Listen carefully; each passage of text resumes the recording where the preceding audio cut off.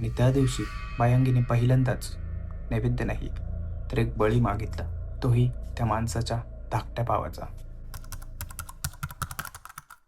कोकणात आजही काही गावांमध्ये असं म्हणतात की बायांगी विकत मिळते.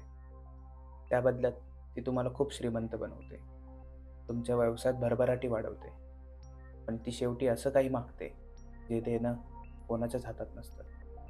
रत्नागिरी जिल्ह्यातील देवाचे घोटणे परिसरातील एक कथा अजूनही सांगितली जाते.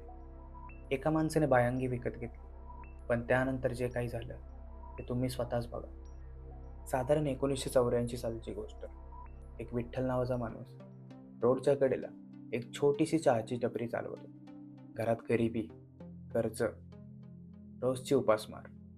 एक दिवस त्याच्या टपरीवरती एक माणूस आला आणि त्याची परिस्थिती बघून त्याने त्याला सांगितलं, बायांगी का घेत नाहीस म्हणून. सुरुवातीला त्याला वाटलं तो विनोद करतो, पण काही दिवसांनी तो एका तांत्रिकाकडे गेला.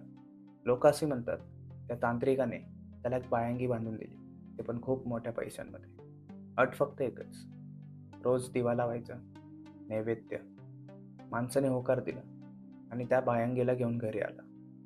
त्या माणसाने नियमितपणे त्या बायांगीची पूजा केली, तिला वेळेवर नैवेद्य दिला आणि त्या बदल्यात त्या बायांगीने त्या माणसाच्या प्रत्येक इच्छेला होकार दिला.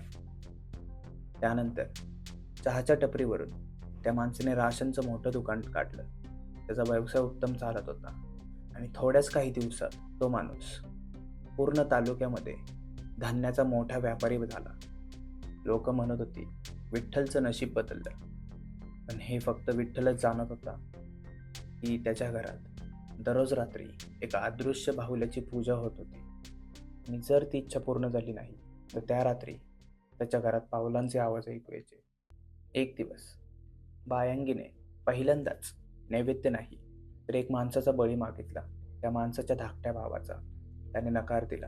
पण दुसऱ्या दिवशी त्याचा धाकटा भाऊ मुंबईवरून पुण्याला येत होता आणि तेवढ्यातच त्याच्या धाकट्या भावाचा भीषण अपघात झाला आणि त्या भीषण अपघातात त्याचा धाकटा भाऊ मृत्युमुखी पावला. गावात हा फक्त अपघात होता, पण सत्य फक्त विठ्ठललाच माहीत होतं. त्या दिवसानंतर विठ्ठलने बायांगीची पूजा बंद केली. त्याचा व्यवसाय बंद पडला, त्याचं घर ओसाड पडलं. पण आजही त्या घराजवळून जाताना अगरबत्तीचा वास आणि कोणीतरी पूजा करतंय असा घंटीचा आवाज येतो. कारण ती बायांगी आजही तिच्या नैवेद्याचा वाट बघत असते.